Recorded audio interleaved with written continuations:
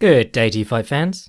It's your boy, the Jake LaMotta of the Omoplata, and the tautly held towel to your struggle on the scale of life, Jack Slack. Right, let's do the news. Most interesting fight announcement this week, as far as I can tell, is that Garbrandt vs Dillashaw was confirmed for UFC 213. I believe that card's shaping up quite well now. Yeah, Lawler vs Cerrone. Ooh, Travis Brown vs Oilenik, Ezekiel man. And then Overeem vs Verdum, which, well, I don't really care about. But otherwise, looks quite good.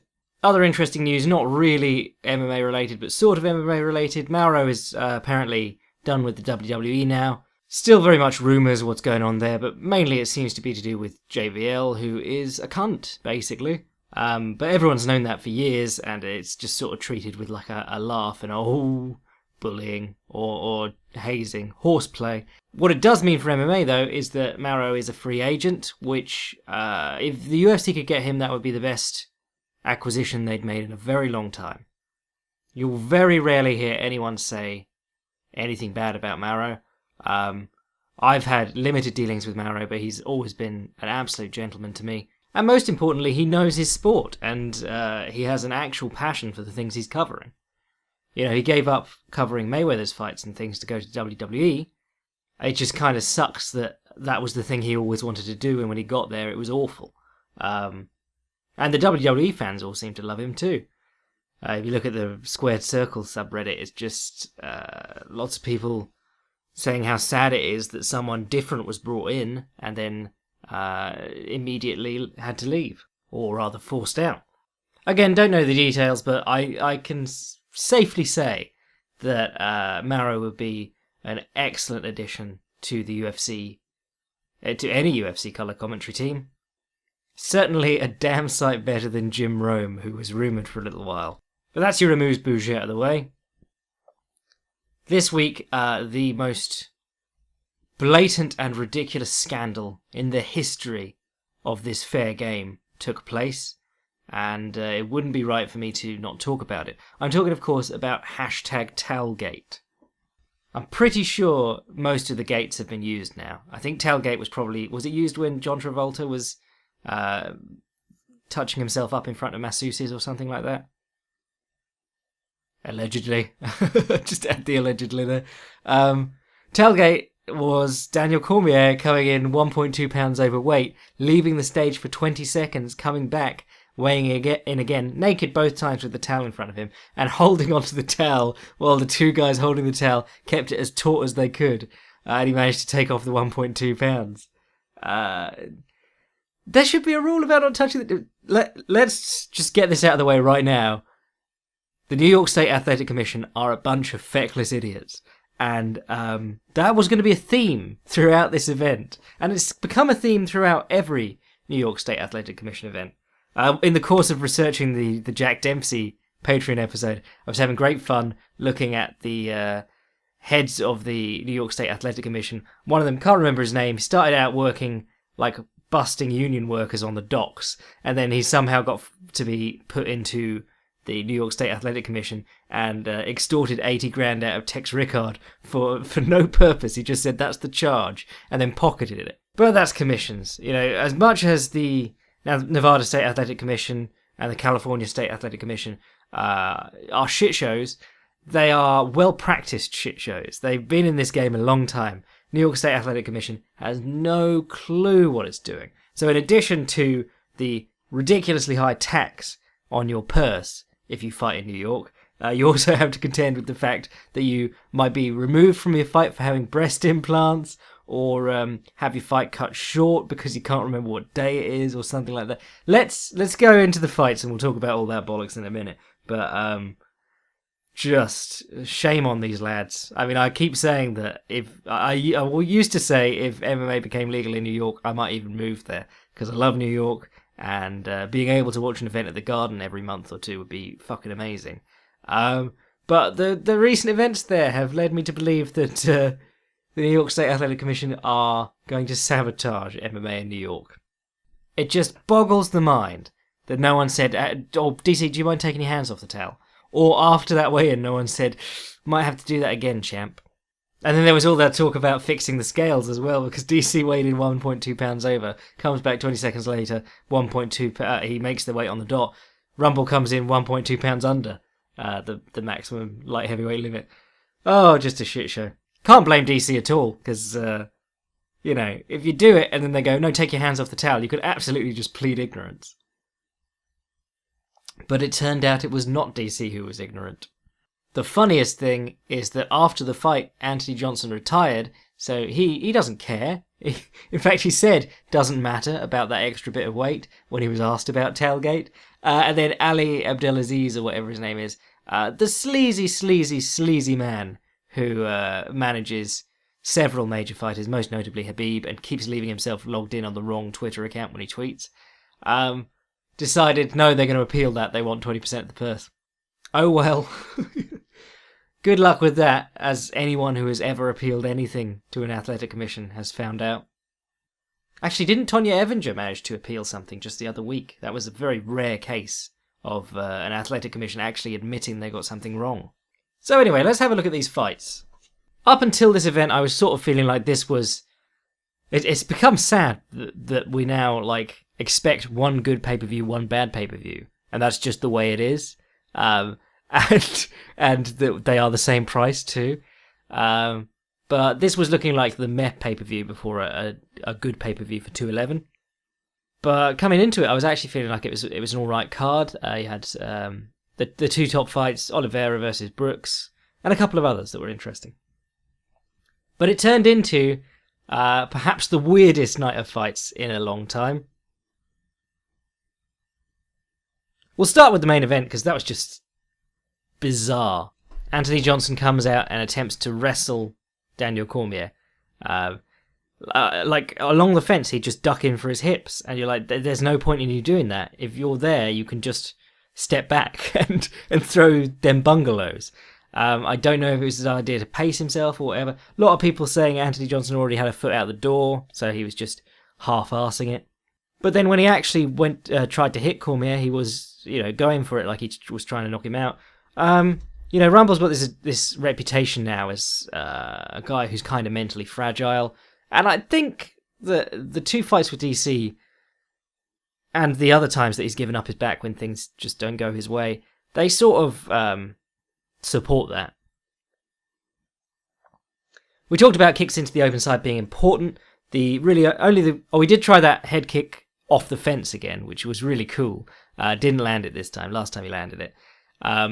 But the kicking into the open side was what we talked about being important, and it was. He was southpaw, smothered the hands, hit a left knee into Cormier's breadbasket, landed the right hook as his foot came down. And the thing about the open side versus the closed side thing is that the human reaction to people hitting them is to duck, because you've got all these muscles and stuff that's not going to be as badly hurt across your back as you do across your front. Watch a pro wrestler take a chair shot across the back. But additionally, we tend to duck down into the open side. We tend to hunch over and bring our shoulders up to protect us. And, anything from the turtle to the Philly shell. I don't like Philly shell. Stonewall. Whatever. Anything like that is just a combative application of an instinct. So Cormier ducks down to the open side, which you get used to fighting orthodox fighters as well, because it takes you to the elbow side of the jab and away from the right hand. But he ducks down into the open side and is immediately hoofed in the face. The left high kick spreads his nose all across his face, and that guy has a chin on him, which we already knew, but bloody hell. I mean, it's one thing to take a right hand while you're leaning backwards in the first fight. It's another thing to get punted in the face while you're ducking and just stand up and be okay with it. But aside from that, was the only really interesting moment in the fight for Johnson. He did get Cormier down, which is impressive, but as Daniel Cormier said, it didn't achieve anything. He was just going to hop back up afterwards. And it was a case where Cormier has spent the best part of 20, 30 years wrestling in the clinch and against the best guys in the world, and he's very adept in doing that, whereas Rumble is a wrestler, but certainly isn't as comfortable there with an Olympian as Daniel Cormier is. So Cormier was taking breaks, leaning on Rumble, exactly as he did in the first fight.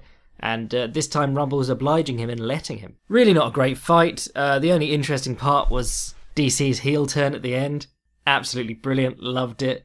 It's just ridiculous that people hate Daniel Cormier. I mean, and also if you understand all the stuff that happened to his family and friends and whatnot with drunk drivers and shit like that, it's completely understandable that he hates John Jones, and people are still like, oh, I love John Jones, Daniel Cormier, paper champion, blah, blah, blah. You're like, no, he's not the paper champion. John Jones hasn't been here for the best part of 2 years, and when he did, he looked awful against Ovin St. Preux.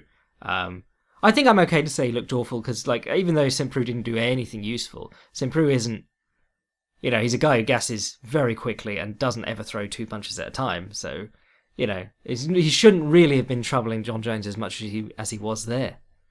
But the idea that Daniel Cormier is a paper champion 2 years into this is hilarious. Anyway, let's move on. Weidman versus Musashi was the fight of the night for me, but it was cut short, which is a real pain in the arse. Weidman was beginning to fade, it seemed like, but, you know, again, I don't like... When there's a controversial ending like that, I don't like to be like the guy who says, oh, well, Musashi would have submitted him in the next exchange, or whatever, because you don't fucking know. We were robbed at the end of a good fight, but what was happening up till that point was really fun. First round, Musashi's famous difficulty with wrestling reared its head. He was throwing out the non-committal jab. I described it as if his fist had stepped in dog shit. That's how he throws out his jab, just disdainful. And I really like that. But that sort of non-committal jab, the point is that you can control your weight, and in MMA especially, you can sprawl on the opponent if they try and shoot under it. But he was struggling even then. He'd throw out the non-committal jab, and Weidman would grab his leg under it. He'd really reach for it too, like these long-ass shots. And he took down Anderson Silva the same way, so he's very good at it, but it does look weird. He was hitting a couple with the head on the outside. Head outside shots, far more common in this event than they are generally in MMA. Daniel Cormier is a master of the high crotch, and Weidman was shooting them here. But generally you don't see them as much, mainly because of the risk of back takes, the switch, elbows to the side of the head if you get stalled out along the cage for a bit, and more grappling sort of stuff, crucifixes. If you watch any Barrett Yoshida stuff, brilliant with the crucifix. I mean, he's the guy known for the crucifix, but also Marcelo Garcia. If you watch Benson Henderson against Rodolfo Vieira, yes, Rodolfo Vieira is considerably bigger than Benson Henderson, and also probably juiced to the tits, but Benson Henderson shoots a head outside single, I think it was, high crotch, and Rodolfo just immediately crucifixes him or goes to his back. Can't remember which one it was, but it was immediate, and I remember thinking, oh yeah, that's why we don't see many of those in MMA. Typically, you'll see guys shoot into the high crotch position and switch to the double or something like that. Cormier is so effective with it because he keeps guys moving. Like, he'll keep going one way or the other. You know, he's hoisting that leg up in the air. He's trying to dump them on their back. He's very active. You know, where in more even matches of wrestlers, you will see guys hang out in single leg positions along the fence. You can't do that with a high crotch, really. With that being said, he was getting Musashi down and he was freeing his arm and getting his head back to the centre. The guard passing versus the guard was the really interesting playoff in the first half of this fight. Actually, a note must be said about Weidman feinting, because if you want to see an example of how far feinting can take you in MMA, well, not even take you, because obviously Weidman has a ton of other skills. He's a very well-rounded fighter, but feinting is the story of the biggest fight of his career. You know, the Anderson Silva one. Comes out feinting. Anderson Silva is trying to counter him, and he just can't. And he gets really frustrated and starts doing the clowning stuff. And obviously, we all remember, got knocked out. And the same thing happened in the second fight. Couldn't deal with the feints. A little bit more low kicking and stuff like that. But and against Machida too. Machida also a great counterpuncher. Lots of feints. Lots of work cutting the cage towards the fence. But he came out feinting, and Musashi seems to be in this, I'm going to knock people out mindset now. Because, you know, he got a sort of reputation, even though he's a good finisher, got a reputation of being quite conservative when he jabbed up Ilia Latifi.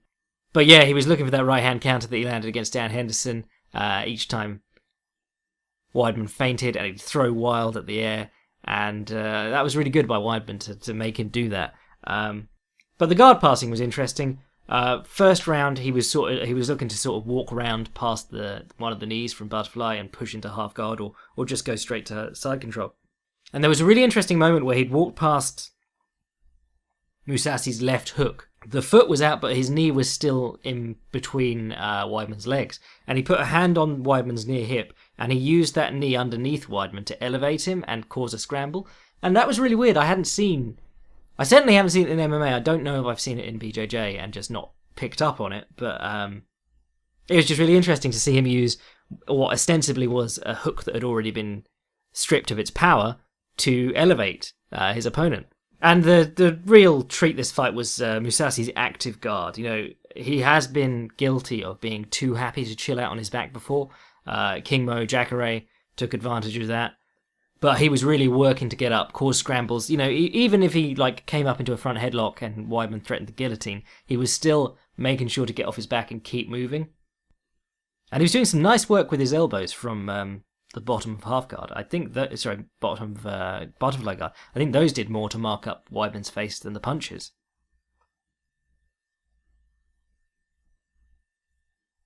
Start of the second round, the way Weidman was throwing his right hand was really quite annoying. It was really overextended and goofy, but he did a couple of those against Silva.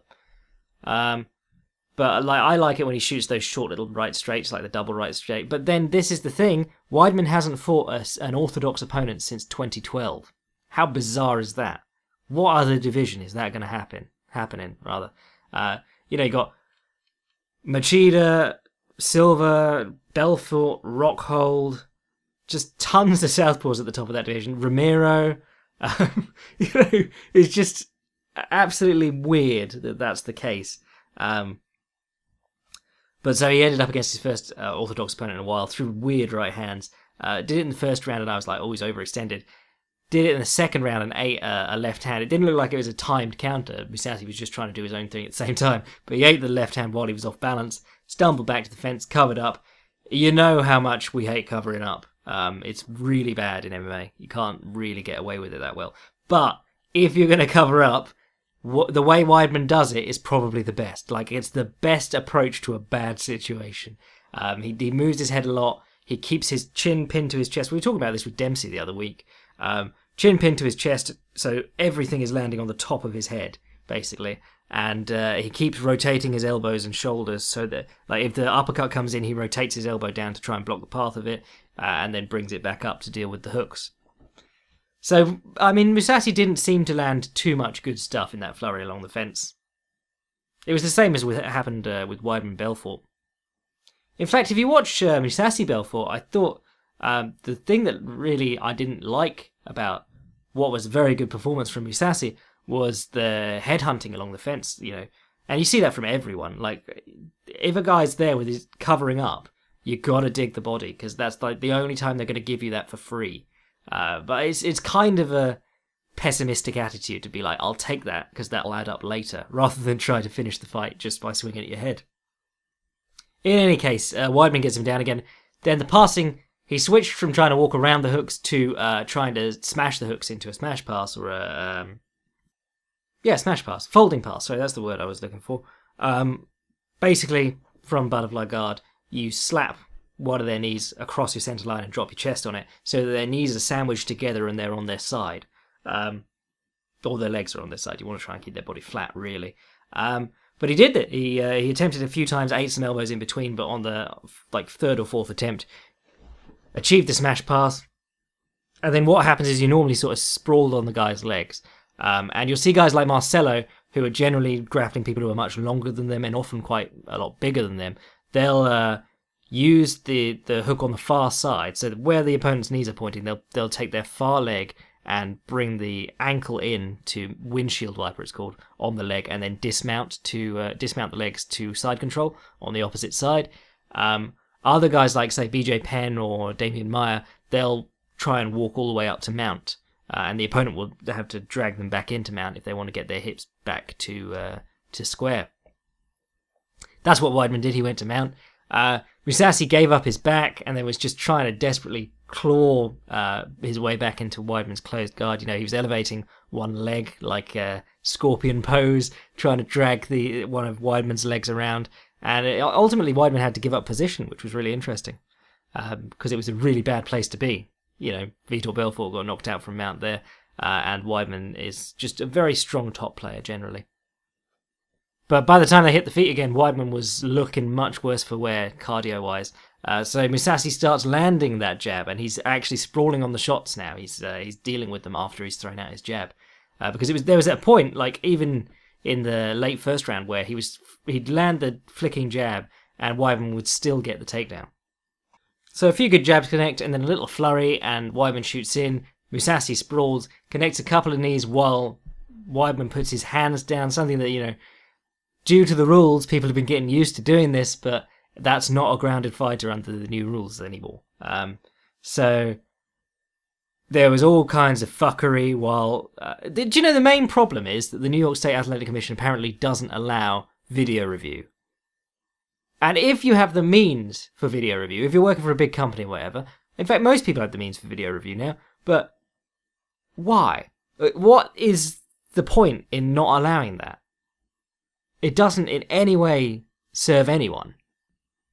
Very hard to argue that seeing the thing again more clearly is going to negatively affect the outcome of the fight.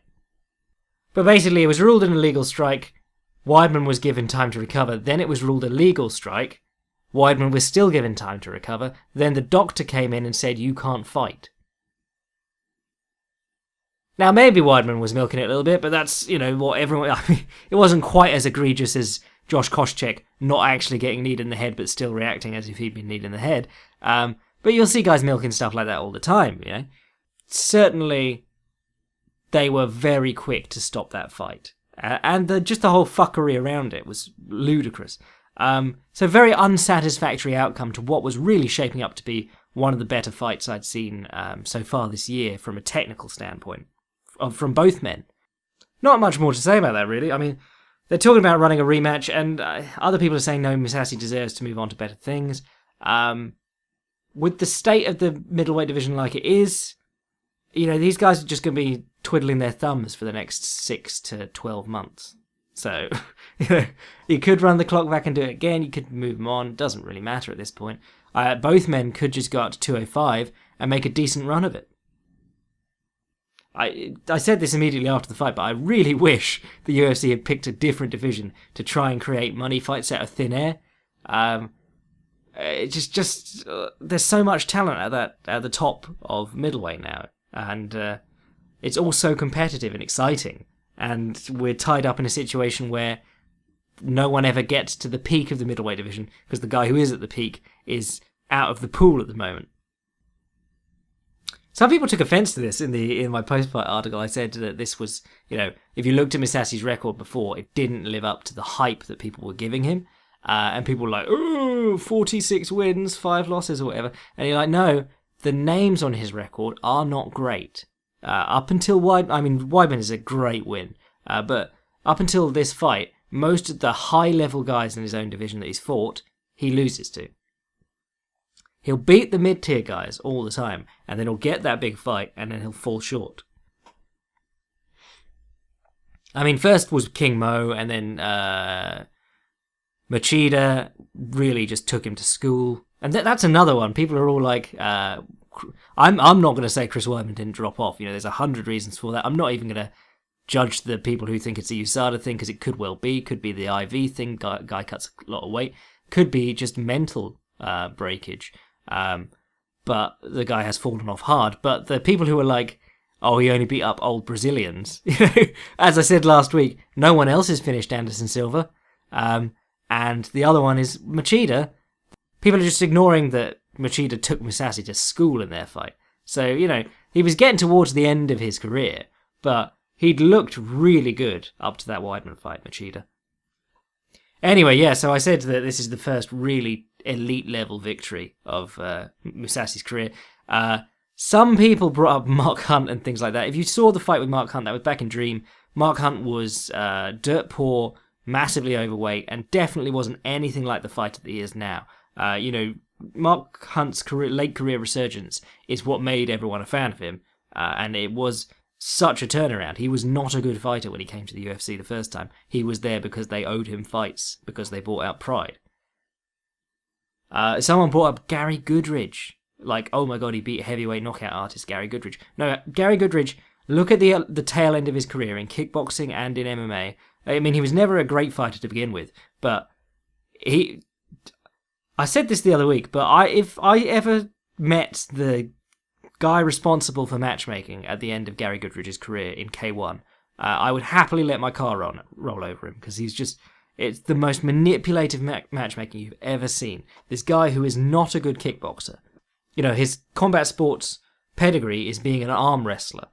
And they were putting him in with guys like Glaub Feitosa and Jerome Labana, and just guys who murdered him, and he was getting knocked out over and over again. And now he's got horrible CTE, and it's all the fault of these fuckers who kept giving him fights for no reason. Anyway, so I think Musashi was the last fight of his career, so let's not count that one. Otherwise, you have to really go back and you say like a young Hector Lombard, or Jacare with like 7 fights. And that was, you know, a freaky upkick against an inexperienced opponent a decade ago.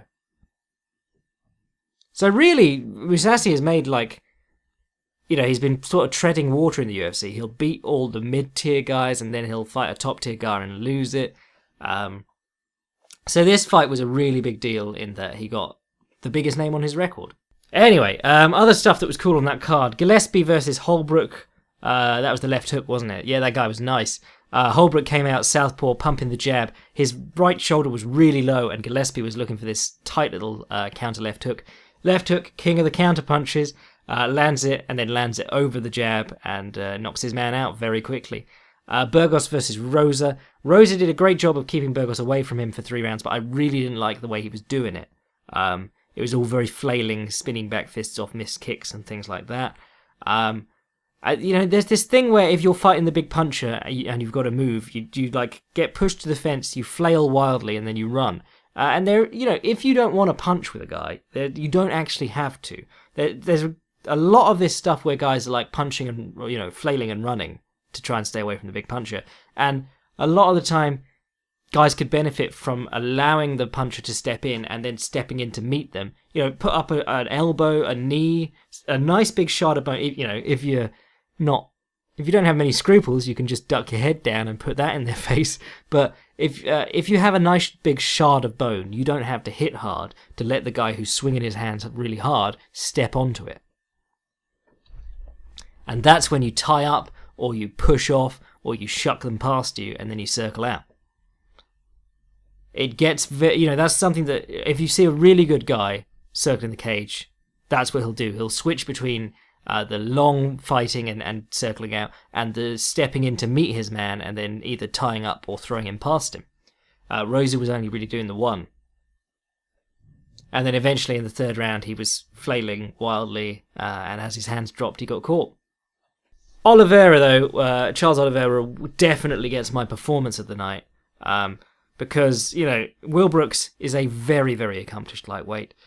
He's a very strong wrestler. And Oliveira just came out and ragdolled him. It was amazing. The first takedown was really nice because it was Brooks stepping in to bang the body. And he overcommitted, stepped in.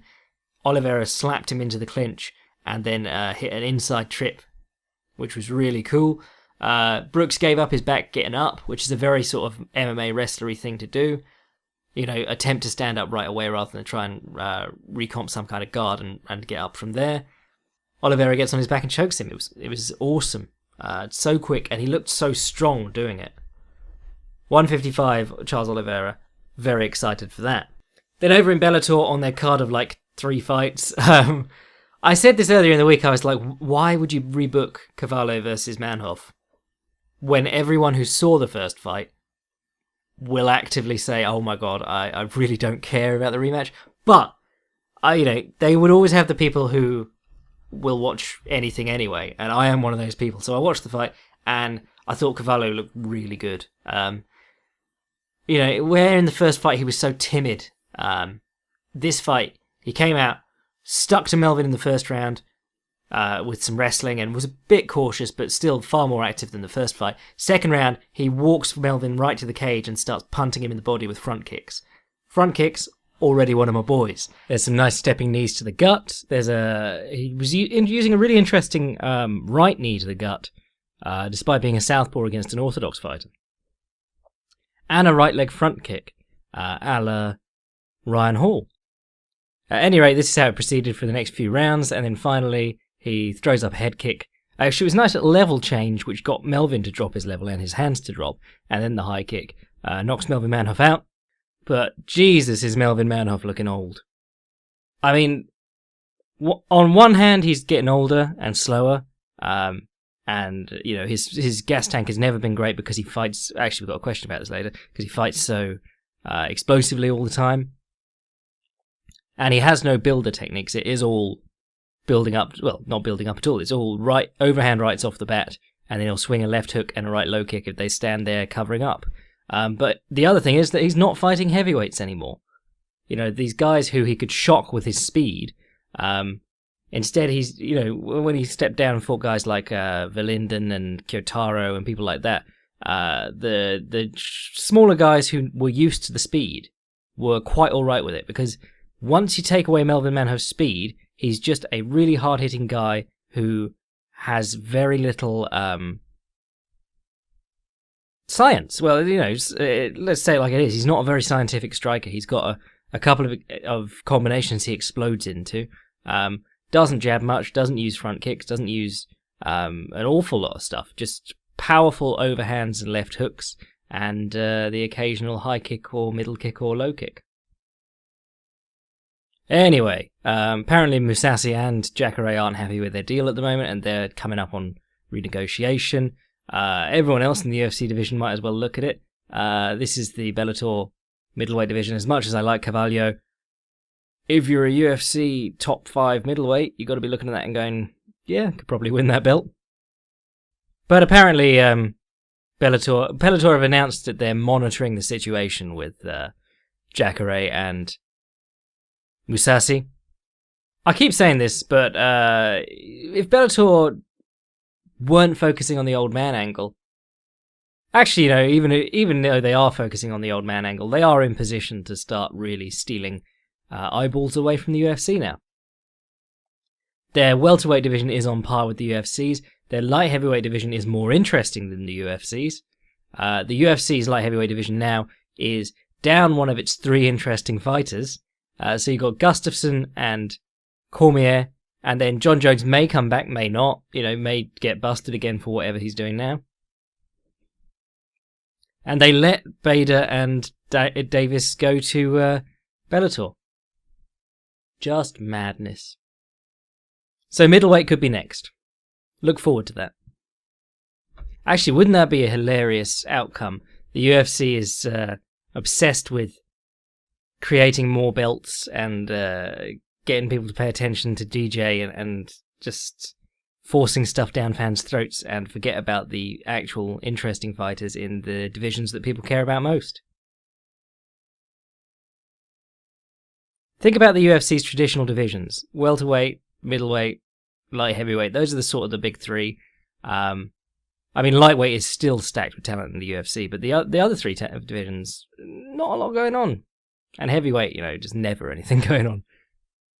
Anyway, enough about that. Let's do a couple of quick questions. Hi, Jack. Much has been made of fighters like Conor McGregor, Anthony Johnson, Tyron Woodley having questionable cardio.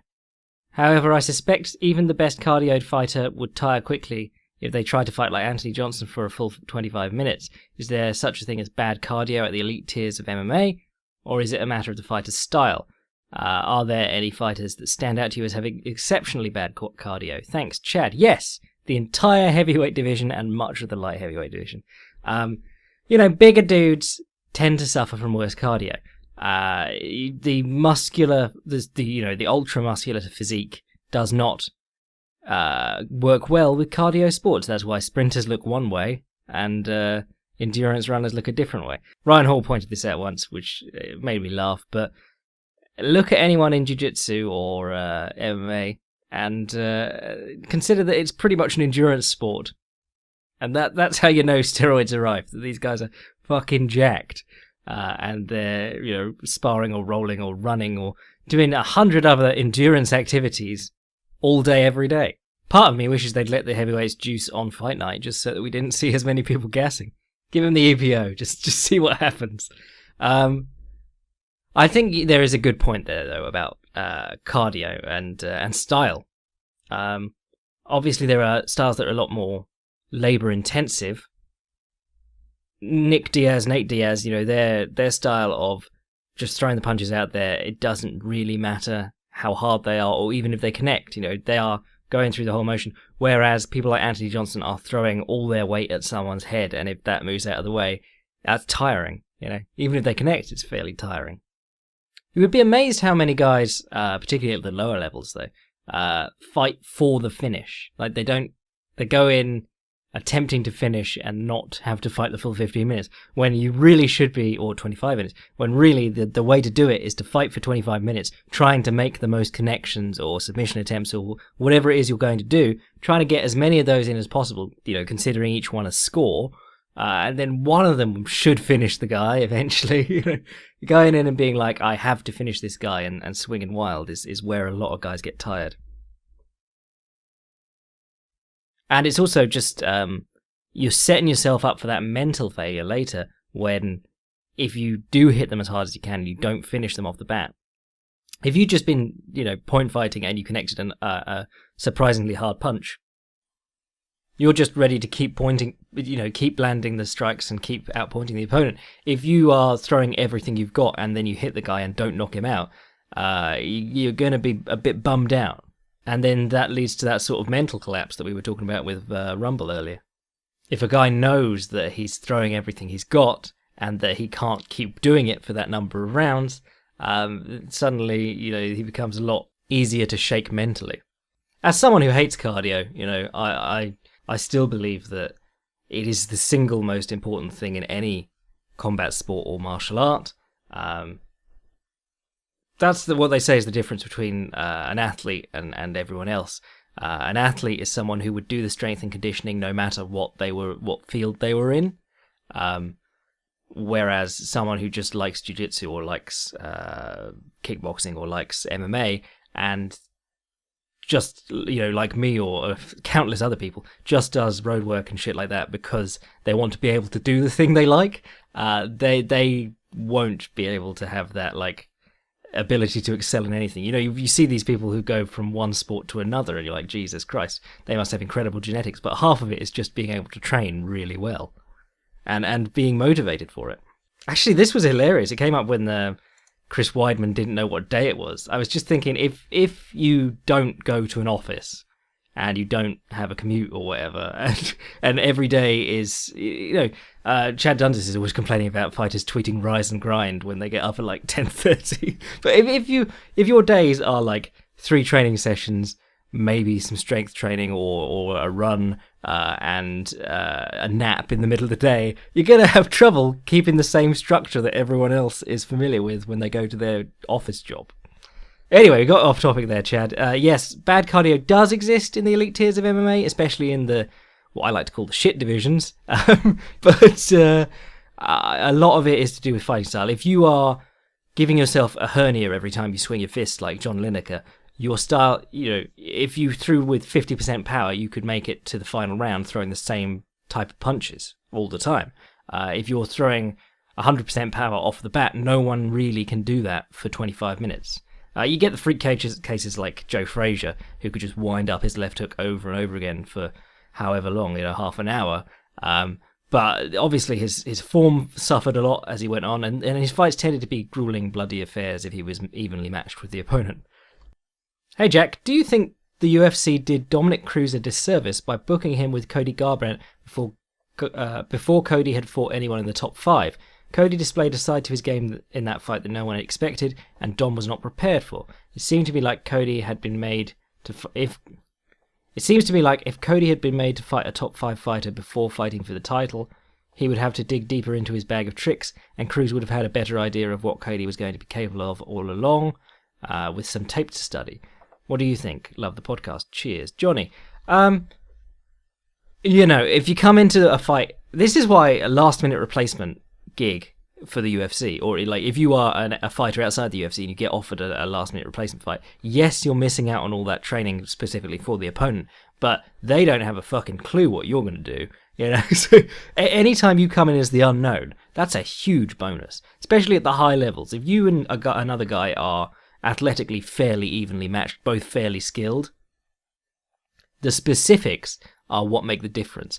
That's why tournaments were always fucking chaos, because you can't train for the habits of 8 people effectively, and you don't know who you're going to get because of dropouts and changes and shit like that. With that being said, if you're in a division that doesn't really have a ton of appeal and not really established for a very long time, like bantamweight, flyweight, women's featherweight, one of those divisions where all the moving and shaking is not happening on main cards, the chances that you'll get rushed into a title shot are a lot better. I don't know if anyone else could have pulled it out of Cody Garbrandt, because he was getting away with just blitzing people. Maybe if they made him fight TJ first or a Sun Sao, but he just nuked Mizugaki, and they gave him Thomas Almeida, who's a hot prospect, and he did exactly the same thing to him.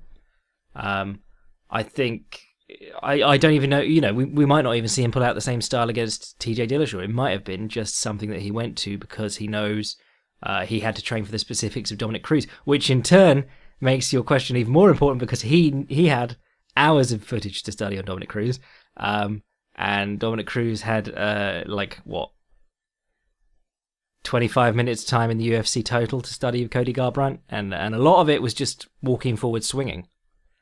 It's a tough question, Ramo Thierry Sokoju, for the people who remember the dying days of Pride, he came in as a last-minute replacement against, I think it was Little Nog and then Arona, or the other way around. But those guys were 2 of the top 10 in the world at light heavyweight at the time. He was a guy with 2 fights on his record, or 2 wins, 2 losses, or something like that.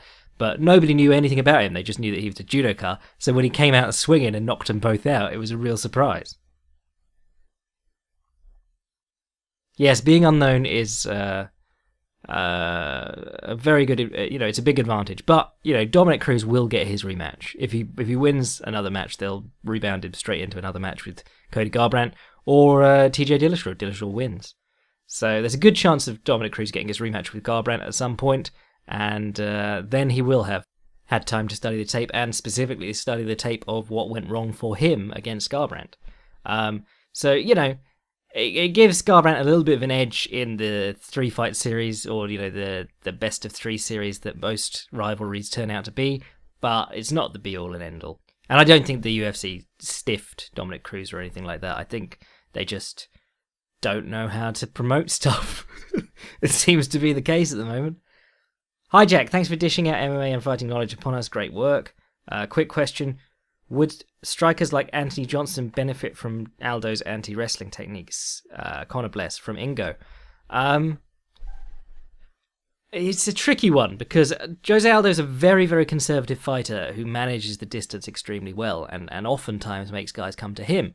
Anthony Johnson is a guy whose presence is a huge part of his fighting style. He's there, he's making the opponent feel that he's there, and he's walking them down. So he has to drop his hands and stuff takedowns and try and sneak in uppercuts and things while the opponent's doing that.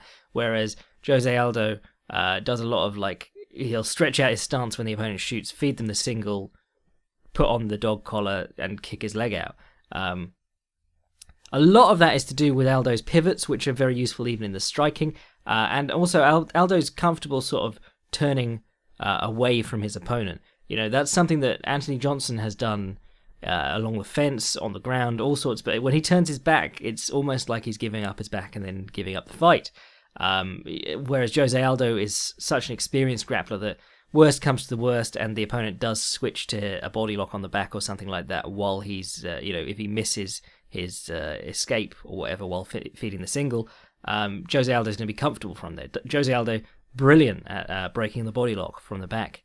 Remember the Chad Mendes one? Even though he cheated and grabbed the fence to avoid the takedown, you remember him separating the wrists, turning and kneeing him in the head.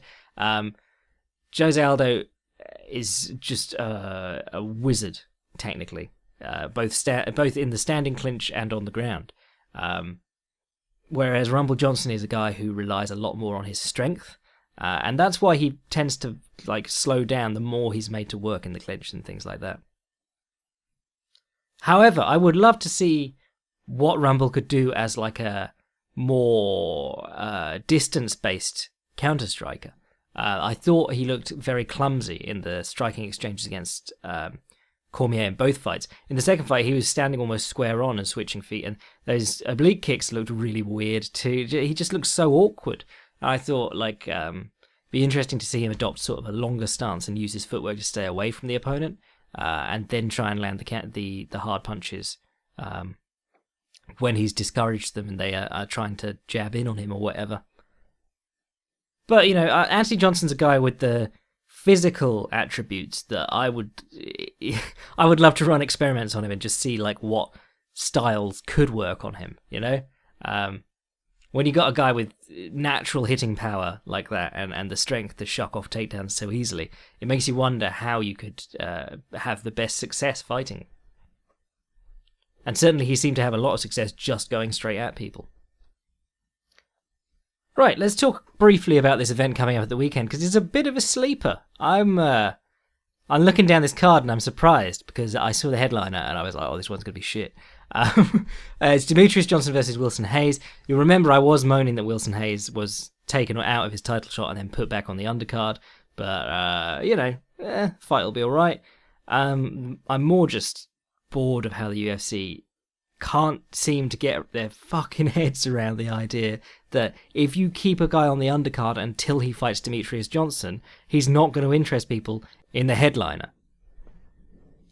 Then in the co-main event, you got Michelle Waterson versus Rosa Namajunas, and if you've been following anything that the UFC and WME have been doing, you know who they want to win that.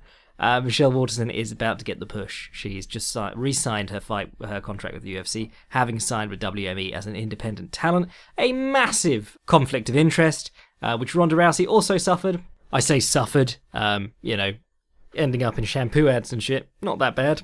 The real main event of this card for me, though, is Jacare versus Robert Whittaker. This is Jacare treading water still. Alligator pun. No, Jacare treading water again, but against a really, really dangerous middleweight. It was one thing taking on guys like Tim Boetsch, but Robert Whittaker is heading towards top 5 territory. Really like that fight. I will write something on it probably Wednesday. So if you're listening to this after Wednesday, check out Fightland. I'll give you my thoughts there. Tim Elliott's back, and what's this? Is he on the undercard? Tim Elliott versus Lewis Smolka. Love Lewis Smolka. He's a legend. That is a really good fight. Having just spotted that, that's my new pick for favourite fight of the night. Zach Cummings, Roy Nelson versus Alexander Volkov. You'll probably get an overhand knockout of that, maybe. Jeremy Stevens versus Renato Carneiro. Don't really know much about him. Yeah, decent night of fights. Really looking forward to that. The middleweight division will continue to be interesting and have us going, why the fuck haven't these people got title shots or anything lined up yet? And get back here next week and we'll chat about it. In the meantime, we are currently at number 3, I believe, in the sports book rankings in Ireland with Notorious. Don't know which newspaper published it. Someone sent it to me. And they got both the title of the book and the author wrong, which is great. I know what you're thinking, Jack. Did you look at someone else's book and think it was yours? No, it was. They put The Notorious, a title which I fought to not have. It's Notorious, and they put by John Blake Publishing, which technically is true, but I wrote the book. Anyway, if you haven't bought Notorious, it is now out on Kindle and paperback, and it's pretty good. So go pick it up. And buy a copy for all your friends who only know Conor McGregor. Anyway, sign up to the Patreon if you want to support the show. Couldn't do it without you. We got the Jack Dempsey episode just went up, and we'll have another episode coming in a couple of weeks, I think. Send your mail to fightsgonepodcast@gmail.com. I'm your boy Jack Slack, and I'll catch you next Tuesday. Conor bless.